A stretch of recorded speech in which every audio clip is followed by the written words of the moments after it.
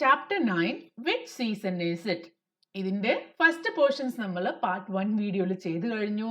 അതിന്റെ ബാക്കിയാണ് ഈ വീഡിയോയിൽ ചെയ്യുന്നത്. കഴിഞ്ഞ വീഡിയോയിൽ ഫസ്റ്റ് സീസണിനെ പറ്റി പഠിച്ചു, അതിനുശേഷം കലണ്ടർ റീഡ് ചെയ്യാൻ പഠിച്ചു. ഇവിടെ പഠിക്കാൻ പോകുന്ന രണ്ട് കാര്യങ്ങളാണ്. ഒന്ന് ക്ലോക്ക്, ക്ലോക്കിൽ എങ്ങനെയാണ് ടൈം റീഡ് ചെയ്യുന്നത്, അതുപോലെ തന്നെ ഡയറക്ഷൻസ്. ഈ രണ്ട് കാര്യങ്ങളിലേക്ക് നമുക്ക് പോവാം. First one, clock. നിങ്ങൾ എല്ലാവരും ക്ലോക്ക് കണ്ടിട്ടുണ്ടാവല്ലോ. നിങ്ങളുടെ വീട്ടിലും ക്ലോക്ക് ഇതുപോലെ ആയിരിക്കും മൂവ് ചെയ്യുന്നത്. ക്ലോക്കില് 3 ഹാൻഡ്സ് ഉണ്ട്. 3 സൂചികൾ എന്ന് മലയാളത്തിൽ പറയും. ഒന്ന് ഷോർട്ട് ഹാൻഡ് അല്ലെങ്കിൽ അവർ ഹാൻഡ്. ഷോർട്ട് ആയിട്ടുള്ള ചെറിയ ഹാൻഡ്, ഇതാണ് ഷോർട്ട് ഹാൻഡ്. ഇതിന് അവർനെയാണ് കാണിക്കുന്നത്. ഇനി ലോങ് ഹാൻഡ്. ഈ ലോങ് ഹാൻഡ് എന്ന് പറഞ്ഞാൽ ഇതിന് മിനിറ്റ് ഹാൻഡ് എന്നും പറയും. ഇത് മിനിറ്റിനെയാണ് കാണിക്കുന്നത്. അതുപോലെ ഈ സ്പീഡിൽ മൂവ് ചെയ്തുകൊണ്ടിരിക്കുന്ന തിൻ ഹാൻഡ് ഏതാണ്? ഇതാണ് സെക്കൻഡ് ഹാൻഡ്. ഇത് സെക്കൻഡ്സിനെയാണ് റെപ്രസെന്റ് ചെയ്യുന്നത്. അടുത്ത മേജർ പാർട്സ് ആണ് നമ്പർ ഫ്രം 1 to 12. എങ്ങനെയാണ് ഇതിൽ നമ്പർ കൊടുക്കുന്നത്? 1 2 3 4 5 6 7 8 9 10 11 and 12. ഇനി ഒരു ക്ലോക്കിൽ നോക്കി എങ്ങനെയാണ് നമുക്ക് സമയം റീഡ് ചെയ്യാൻ പറ്റുക? ബുക്കിൽ തന്നിരിക്കുന്ന എക്സസൈസിലേക്ക് നേരെ പോവാം. ഗാർഗീസ് day. Let us see what Gargi does in a day. Write down the time for each picture. ഇവിടെ ഗാർഗി ഒരു ദിവസം രാവിലെ എണീക്കുന്നത് മുതൽ രാത്രി ഉറങ്ങുന്നത് വരെ ചെയ്യുന്ന കുറെ കാര്യങ്ങൾ കാണിച്ചിട്ടുണ്ട്. ആ കാര്യങ്ങളൊക്കെ ഏത് സമയത്താണ് ചെയ്യുന്നതെന്നും കാണിച്ചിട്ടുണ്ട്. നമുക്ക് ഓരോന്നായിട്ട് നോക്കാം. First, wakes up. രാവിലെ എഴുന്നേൽക്കുന്നത് ഏത് സമയത്താണ്? സി, ക്ലോക്കില് ഷോർട്ട് ഹാൻഡ് കാണിച്ചിരിക്കുന്നത് 6-ലാണ്, ലോങ് ഹാൻഡ് കാണിച്ചിരിക്കുന്നത് 12-ലാണ്. When long hand is on 12, we'll read it as a clock. ഇപ്പോ സ്മോൾ ഹാൻഡ് 6-ലായതുകൊണ്ട് 6 o'clock. അതുപോലെ സ്മോൾ ഹാൻഡ് ഏത് നമ്പറിലാണോ ആ നമ്പർ, അതിനുശേഷം o clock. അങ്ങനെയാണ് അത് വായിക്കുന്നത്. ഓക്കെ, അപ്പൊ രാവിലെ എത്ര മണിക്കാണ് എഴുന്നേൽക്കുന്നത്? 6 o'clock. അതിനുശേഷം ഡ്രോസ് വാട്ടർ 7 o'clock. 7-ലാണ് ഷോർട്ട് ഹാൻഡ് ഉള്ളത്. ലോങ് ഹാൻഡ് നേരത്തെ പറഞ്ഞതുപോലെ 12-നാണ് ഉള്ളത്. So 7 o'clock. Goes to school. എത്ര മണിക്കാണ് സ്കൂളിൽ പോകുന്നത്? സി, ഷോർട്ട് ഹാൻഡ് എവിടെയുള്ളത്? 8-ലാണ്, ലോങ് ഹാൻഡ് അഗെയിൻ 12-ലാണ് ഉള്ളത്. So this is 8 o'clock. Studies. എപ്പോഴാണ് പഠിക്കുന്നത്? സി, എവിടെയാ ഷോർട്ട് ഹാൻഡ് ഉള്ളത്? 10-ലാണ്, ലോങ് ഹാൻഡ് ഉള്ളത് 12-ലാണ്. So 10 o'clock. Comes back home. പഠിത്തമൊക്കെ കഴിഞ്ഞ് സ്കൂളിൽ നിന്ന് തിരിച്ചു വരികയാണ്. എത്ര മണിക്കാ വരുന്നത്? സി, എവിടെയാ ഷോർട്ട് ഹാൻഡ് ഉള്ളത്? 1-ലാണ്, ലോങ് ഹാൻഡ് സ്റ്റിൽ 12-ലാണ് ഉള്ളത്. So this is 1 o'clock. Takes lunch. സ്കൂളിൽ നിന്ന് വീട്ടിലെത്തി ലഞ്ച് കഴിക്കുന്നതാണ്. എത്ര മണിക്കാണ് കഴിക്കുക? സി, ദ ഷോർട്ട് ഹാൻഡ് 2-ലാണ്, ലോങ് ഹാൻഡ് 12-ലാണ്. So 2 o'clock. അതിനുശേഷം പ്ലേസ് വിത്ത് ഫ്രണ്ട്സ്. ഫ്രണ്ട്സിന്റെ കൂടെ കളിക്കാൻ പോകുന്ന സമയം. സി, ഷോർട്ട് ഹാൻഡ് ഉള്ളത് 4-ലാണ്, ലോങ് ഹാൻഡ് ഉള്ളത് 12-ലാണ്. So this is 4 o'clock. അതിനുശേഷം രാത്രി ഗോസ് ടു സ്ലീപ്പ്. എത്ര മണിക്കാ? സി, ഷോർട്ട് ഹാൻഡ് ഉള്ളത് 9-ലാണ്, ലോങ് ഹാൻഡ് ഉള്ളത് 12-ലാണ്. So this is 9 o'clock. ഈ ഒരു എക്സസൈസ് നിങ്ങൾ തീർച്ചയായിട്ടും സ്വന്തമായിട്ട് തന്നെ ചെയ്യണം. അതിനുശേഷം മാത്രമേ കറക്റ്റ് ആൻസർ ചെക്ക് ചെയ്യാൻ പാടുള്ളൂ. Let us talk.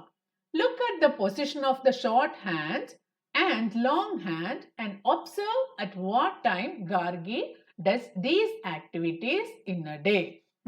മുമ്പത്തെ ചിത്രത്തിൽ കാണിച്ചിട്ടുണ്ട് അല്ലെ, ഓരോ ആക്ടിവിറ്റീസും ഏത് സമയത്താ ചെയ്യുന്നതെന്ന്. ഏതൊക്കെയാ ചോദിച്ചിരിക്കുന്നത് നോക്കാം. At what time does she wake up? എത്ര മണിക്കായിരുന്നു എണീക്കുന്നത്? Wake up at 6 o'clock.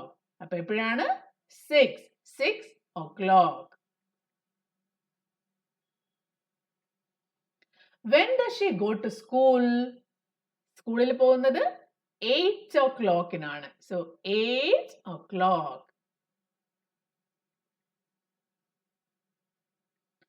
At what time does she have her lunch? Lunch കഴിക്കുന്നത് ഏത് സമയത്തായിരുന്നു? 2-ലാണ് ഷോർട്ട് ഹാൻഡ് ഉള്ളത്. So 2 o'clock. 2 o'clock. Let us do. Read the time on the clock. ഇവിടെ ക്ലോക്കിൽ പല time ആയിട്ട് തന്നിട്ടുണ്ട്. അപ്പൊ നിങ്ങൾക്ക് ഈ ടൈം ഒക്കെ കണ്ടുപിടിക്കാൻ പറ്റുമോ നോക്കിയേ. ഫസ്റ്റ് വൺ, എല്ലാത്തിലും ലോങ് ഹാൻഡ് 12-ലാണുള്ളത്. അപ്പൊ ഇനി ഷോർട്ട് ഹാൻഡ് എവിടെയാണെന്ന് നോക്കിയാൽ മതി, അതായിരിക്കും നമ്മുടെ ടൈം. ഇവിടെ ഷോർട്ട് ഹാൻഡ് ഉള്ളത് 6-ലാണ്. So 6 o'clock. ഇവിടെ ഷോർട്ട് ഹാൻഡ് ഉള്ളത് 3-ലാണ്. 3 o'clock. ഇവിടെ ഷോർട്ട് ഹാൻഡ് ഉള്ളത് 9-ലാണ്. 9 o'clock. And ഇവിടെ ഷോർട്ട് ഹാൻഡിന് കാണാനില്ല അല്ലെ, ബിക്കോസ് ഷോർട്ട് ഹാൻഡും ലോങ് ഹാൻഡും 12-ൽ തന്നെയാണ്. അതുകൊണ്ടാണ് ഷോർട്ട് ഹാൻഡിനെ കാണാത്തത്. ഇവിടെ ബാക്കിലായിട്ട് 12-ൽ ഷോർട്ട് ഹാൻഡും ഉണ്ട്. So what is the time? 12 o'clock. Draw hour hand and minute hand on the clock.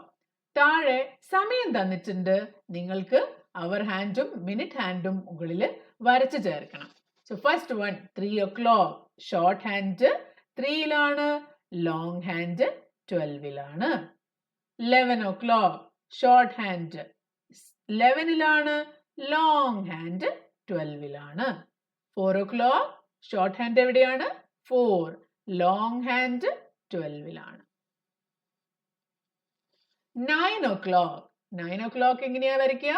Small hand 9-ലാണ്, ലോങ് ഹാൻഡ് 12-ലാണ്.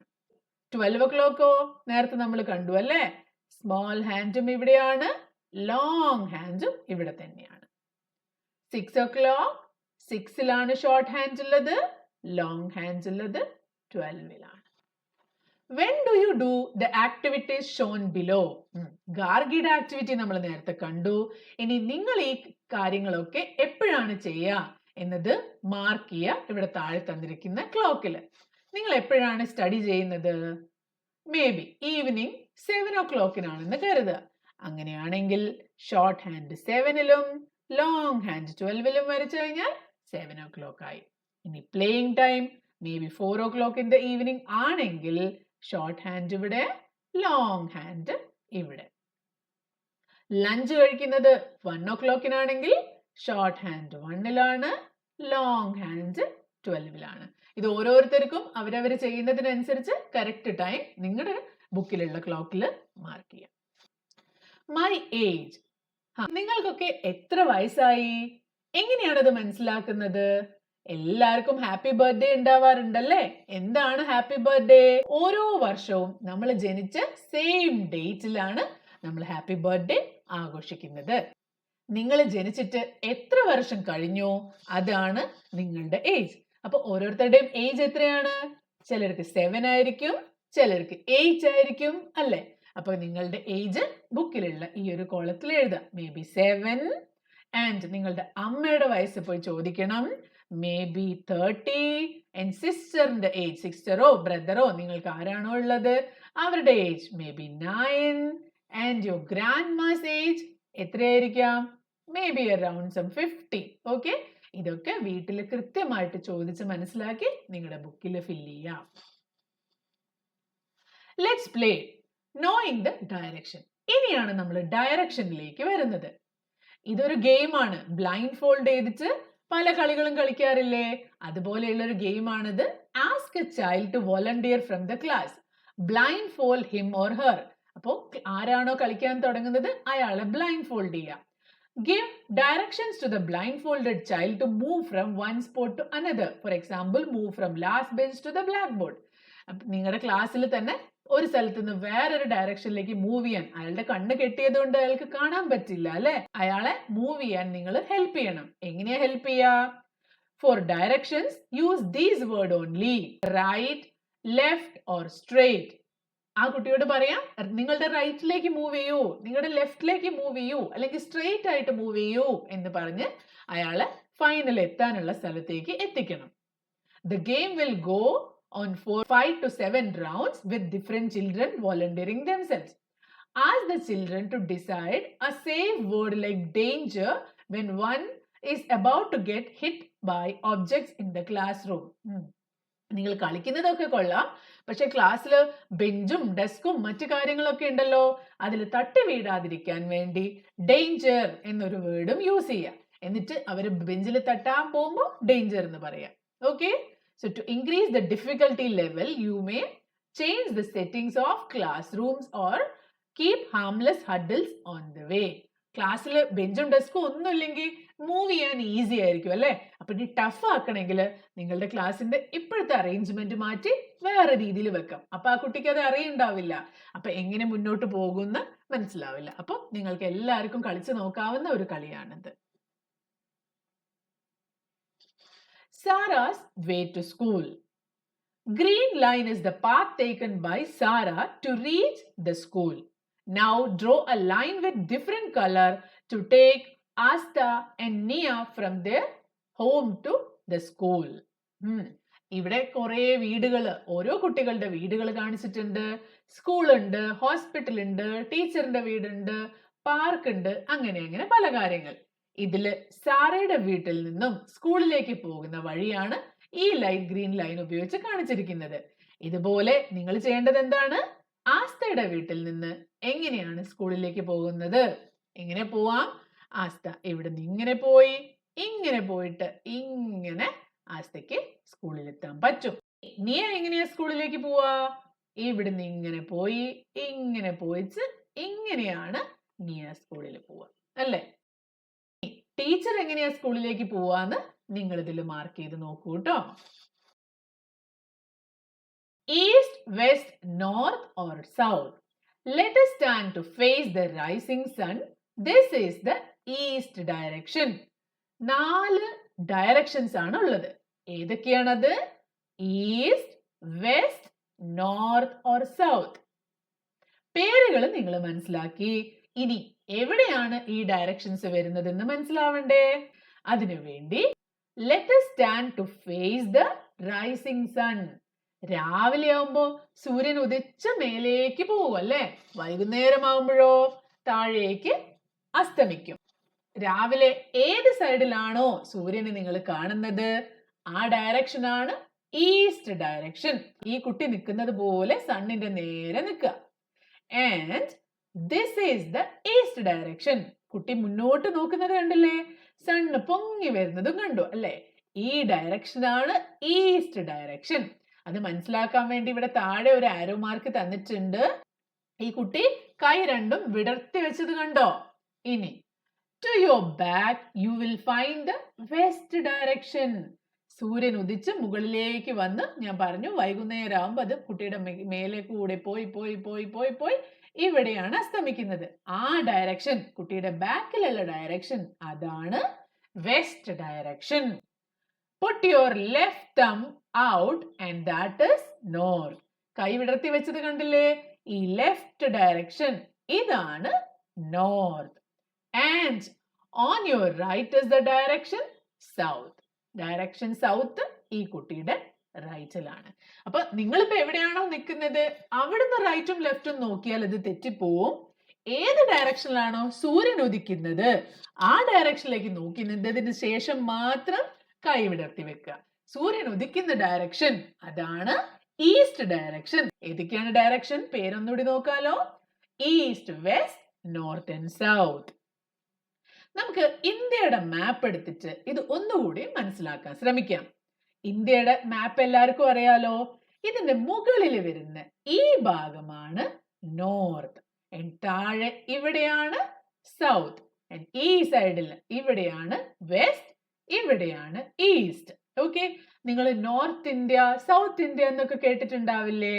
അപ്പൊ ഇന്ത്യയുടെ മുകൾ ഭാഗത്ത് വരുന്ന സ്റ്റേറ്റ്സ് ആണ് നോർത്ത് ഇന്ത്യൻ സ്റ്റേറ്റ്സ്. അതുപോലെ താഴെ വരുന്നതാണ് സൗത്ത് ഇന്ത്യൻ സ്റ്റേറ്റ്സ്. ഇന്ത്യയുടെ 3 സൈഡിലും നിങ്ങൾക്ക് ഡിഫറെന്റ് ഓഷ്യൻ കാണാൻ പറ്റും അല്ലേ? ആ ഓഷ്യൻസിനെയൊക്കെ പേരറിയാമോ? ഇവിടെ ഇതാണ് അറേബ്യൻ സീ. ഇവിടെയാണ് നമ്മുടെ കേരളം ഉള്ളതല്ലേ? കേരളത്തിന്റെ സൈഡിലാണ് അറേബ്യൻ സീ. ഇനി ഇവിടെ ഈ സൈഡിലാണ് ബേ ഓഫ് ബംഗാൾ വരുന്നത്. ഇനി താഴെ അയച്ച് ഇവിടെയാണ് ഇന്ത്യൻ ഓഷ്യൻ വരുന്നത്. ഓക്കെ, ഇനി നമുക്ക് നേരത്തെ പറഞ്ഞ പോലെ റൈസിംഗ് സണ്ണിനെ നോക്കി ഡയറക്ഷൻ മനസ്സിലാക്കുന്നത് എങ്ങനെയാണ്? ആദ്യം തന്നെ കൈയൊക്കെ വിടർത്തി വെച്ച് സൂര്യൻ ഉദിക്കുന്ന സൈഡിലേക്ക് നോക്കുക. എവിടുന്നാണ് സൂര്യൻ ഉദിക്കാറ്? ബേ ഓഫ് ബംഗാളിൽ നിന്നാണ് സൂര്യൻ ഉദിക്കുക. എവിടെയാണ് സൺസെറ്റ് കാണാൻ പറ്റുക? അറേബ്യൻ സീയിലാണ് സൺസെറ്റ് കാണാൻ പറ്റുക. അപ്പൊ കുട്ടി നേരെ നോക്കിയിരിക്കുന്നത് സൺറൈസിന്റെ ഭാഗത്തേക്കാണ്. കുട്ടിയുടെ ലെഫ്റ്റ് ഹാൻഡ് ഇവിടെയാണ്, റൈറ്റ് ഹാൻഡ് ഇവിടെയാണ്. അപ്പൊ ഈ ഫ്രണ്ടിലുള്ള ഡയറക്ഷൻ ഏതാണ്? ഈസ്റ്റ്. കുട്ടിയുടെ ബാക്കിലുള്ള ഡയറക്ഷൻ ഏതാണ്? വെസ്റ്റ്. ലെഫ്റ്റ് സൈഡിൽ ഏതാണ്? നോർത്ത്. ആൻഡ് റൈറ്റ് സൈഡിൽ സൗത്ത്. ഓക്കെ, ഇനി നമുക്ക് ചാപ്റ്ററിലേക്ക് വരാം. Let us do. Look at the classroom below and answer the question by using the words north, south, east and west. Refer to the compass. എന്താണ് compass? Do you know? A compass is a tool for finding the direction. Compass ഒരു tool ആണ്. ഇത് നമ്മുടെ കയ്യിലുണ്ടെങ്കിൽ നമുക്ക് directions മനസ്സിലാക്കാൻ പറ്റും. Okay, അപ്പോൾ നമ്മുടെ ഫസ്റ്റ് ക്വസ്റ്റ്യൻ എന്താണ്? Haneet's desk is to the dash of Sarah's desk. ഹനീത്തിന്റെ ഡെസ്ക് സാറയുടെ ഡെസ്കിന്റെ ഏത് ഡയറക്ഷനിലാണ്? അപ്പൊ നമ്മളോട് ചോദിച്ചിരിക്കുന്നത് സാറയുടെ ഡെസ്കിന്റെ ഏത് ഡയറക്ഷനിലാണ് എന്നാണ്. അപ്പൊ നമ്മൾ ആദ്യം നോക്കേണ്ടത് സാറയുടെ ഡെസ്ക് എവിടെയാണെന്നാണ്. സാറ എവിടെയാണുള്ളത്? ഇവിടെയാണല്ലേ. ഹനീത്തിന്റെ ഡെസ്ക് എവിടെയാണ്? സാറയുടെ ബെഞ്ചിന്റെ ഈ ഡയറക്ഷനിലാണ് ഹനീത്തിന്റെ ഡെസ്ക്. ഈ ഡയറക്ഷൻ എന്ന് പറഞ്ഞാൽ അത് ഏതാണ് ഡയറക്ഷൻ? ഇവിടെ തന്നിട്ടുണ്ടല്ലോ, ഇത് ഈസ്റ്റ് സൈഡ് ആണ്. So Hani's desk is to the east of Sara's desk. സാറയുടെ ഡെസ്കിന്റെ ഈസ്റ്റിലാണ് ഹനീത്തിന്റെ ഡെസ്ക് ഉള്ളത്. നെക്സ്റ്റ്, അൽമിറ is to the dash of Ali's desk. അലിയുടെ ഡെസ്കിന്റെ എവിടെയാണ് അൽമിറ ഉള്ളത്? അപ്പൊ ആദ്യം നിങ്ങൾ നോക്കേണ്ടത് അലിയുടെ ഡെസ്ക് ആണ് കേട്ടോ, അൽമിറയല്ല. അലിയുടെ ഡെസ്ക് എവിടെയാണ്? ഇവിടെയാണ്. അൽമിറ എവിടെയാണുള്ളത്? ഈ ഡയറക്ഷനിലാണുള്ളത്. സോ അലിയുടെ ഡെസ്കിന്റെ ഈ സൈഡില്, അതായത് വെസ്റ്റ് സൈഡിലാണ് അൽമിറ ഉള്ളത്. സോ അൽമിറ is to the west of Ali's desk. Next, to reach the blackboard, Mira must walk towards dash and then dash. എവിടെയാണ് മിറ ഇരിക്കുന്നത്? ഇവിടെയാണല്ലേ. മിറ എങ്ങനെയാ ഡെസ്കിലേക്ക് പോവാ? ആദ്യം ഇരിക്കുന്ന സീറ്റിൽ നിന്ന് ഈ സൈഡിലേക്ക് പുറത്തിറങ്ങണം. എന്നിട്ട് ഇവിടുന്ന് സ്ട്രേറ്റ് ആയിട്ട് നടന്നു പോകണം ബോർഡിലേക്ക്, അല്ലേ? അപ്പൊ മിറ ആദ്യം ഈ ഡയറക്ഷൻ, ഏതാണ് ഈ ഡയറക്ഷൻ? ഈസ്റ്റ് ആണ്. സോ ഈസ്റ്റ് ഡയറക്ഷനിലേക്ക് ആദ്യം പോകണം. അതിനുശേഷം നേരെ സ്ട്രേറ്റ് ആയിട്ട് നോർത്ത് ഡയറക്ഷനിലേക്ക് പോകണം. North. Then to feed the birds on the window, Nitin has to walk dash and then dash. എവിടെയാണ് വിൻഡോ ഉള്ളത്? ഇവിടെയാണ്. അപ്പൊ ഇവിടെ ഒരു ബേർഡ് ഉണ്ടെന്ന് വിചാരിക്കാം. ആ ബേർഡിനെ ഫീഡ് ചെയ്യണമെങ്കിൽ നിതിൻ ഇരിക്കുന്നത് ഇവിടെയാണ്. നമുക്ക് നിതിൻ ആണ് ക്വസ്റ്റ്യന്റെ മെയിൻ ആള്. അപ്പൊ നിതിൻ എങ്ങനെയാ പോകേണ്ടതെന്ന് നോക്കണമെങ്കിൽ നിതിനെ തന്നെ എടുക്കണം. സോ നിതിൻ മേ ബി അവന് ഇവിടേക്ക് ഇറങ്ങിയതിന് ശേഷം ഇങ്ങോട്ട് പോവാം, അല്ലെങ്കിൽ ഇവിടേക്ക് ഇറങ്ങിയതിന് ശേഷം ഇങ്ങോട്ട് പോവാം. ആദ്യം തന്നെ നിതിൻ ഇങ്ങോട്ടാണ് പോകുന്നതെങ്കിൽ ഇത് ഏത് ഡയറക്ഷൻ ആണ്? ഈസ്റ്റ് ആണ്. ആദ്യം ഈസ്റ്റിലേക്ക് പോയി പിന്നെ ബാക്കോട്ട്. ബാക്കോട്ട് എന്ന് പറഞ്ഞാൽ സൗത്തിലേക്ക്. ഇനി അതല്ലാത്ത രണ്ടാമത്തെ ഓപ്ഷൻ ഏതാണ്? ആദ്യം തന്നെ ഈ സൈഡിലേക്ക് അല്ലെങ്കിൽ വെസ്റ്റ് സൈഡിലേക്ക് പോകണം. അതിനുശേഷം ബാക്കോട്ട് സൗത്തിൽ വരണം. So Nitin has to walk east and then south, അല്ലെങ്കിൽ വെസ്റ്റ് എന്നും എഴുതാം, ആൻഡ് ദെൻ സൗത്ത്. അപ്പോ നമ്മുടെ ഈ ചാപ്റ്റർ ഇവിടെ കഴിയാണ്. എങ്ങനെയാണ് ഒരു ക്ലോക്കിൽ ടൈം റീഡ് ചെയ്യേണ്ടതെന്നും ഏതൊക്കെയാണ് ഡയറക്ഷൻസ് ഉള്ളതെന്നും ആണ് നമ്മളിപ്പോ പഠിച്ചത്. എല്ലാവരും ഈ എക്സസൈസ് ഒക്കെ സ്വന്തമായിട്ട് ചെയ്ത് പ്രാക്ടീസ് ചെയ്യാം. അടുത്ത ചാപ്റ്ററായിട്ട് ഞാൻ പെട്ടെന്ന് വരുന്നതാണ്. അതുവരേക്കും ബൈ.